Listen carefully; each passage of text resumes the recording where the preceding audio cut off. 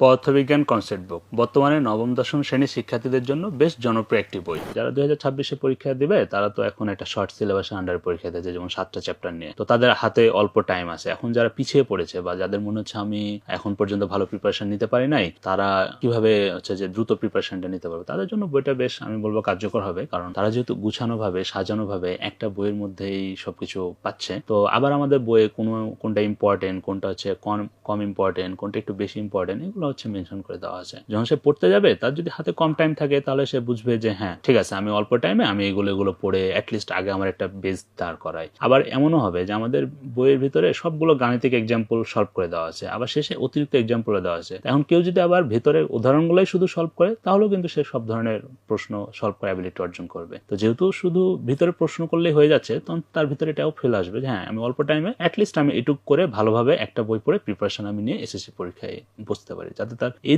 ভয়টা না আসে যে আমার এই মুহূর্তে আমার কি করা উচিত, আমি কি করলে পরীক্ষায় ভালো করবো।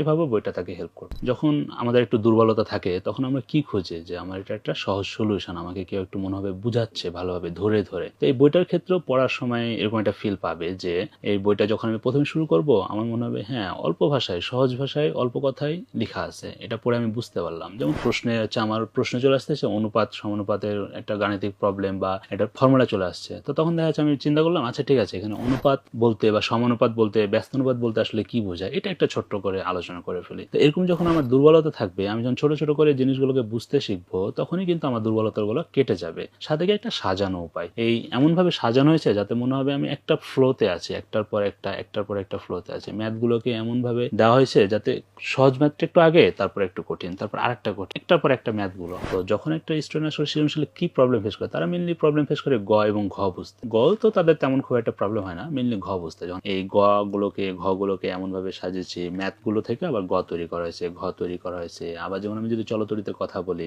ওখানে একটা আমরা সার্কিট দিয়ে দেখা যাচ্ছে ওখানে আমরা 5-6টা প্রশ্ন অ্যাড করেছি, একটার পর একটা। কিভাবে আমি প্রশ্নগুলোকে চেঞ্জ করতে পারি, কিভাবে আমার প্রশ্নগুলো ঘুরতে পারে, একটাই চিত্র কিন্তু এখান থেকে আমার গ হয়তো এভাবে আসলো একটা, আরেকটা বার এভাবে আসলো। তো যখন তারা এই ধরনের প্রশ্নগুলো সলভ করা শিখবে, তারা যখন এটা বুঝতে শিখবে, তখন তারা ধীরে ধীরে ঠিকই বুঝবে যে আসলে আমার এটা চেয়েছে, ঠিক আছে আমি হচ্ছে এটা এভাবে সলভ করা আমার উচিত, বা আমার এটাকে এভাবে আমি গাণিতিকভাবে এটাকে বিশ্লেষণ করতে পারবো।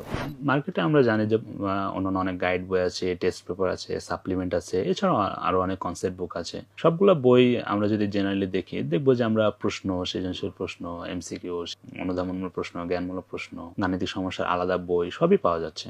এই বইটার ক্ষেত্রে যেটা হেল্প করবে, যে ভালোভাবে বুঝতে পারবে। তার আমাদের উদ্দেশ্য কিন্তু শুধু ভালো ফলাফল না, আমাদের উদ্দেশ্য হচ্ছে তাকে দক্ষ করে তোলা, যাতে সে ফিউচারে সবসময় পদার্থবিজ্ঞানের প্রতি তার একটা আত্মবিশ্বাস থাকে। ফার্স্ট শব্দ থেকে একদম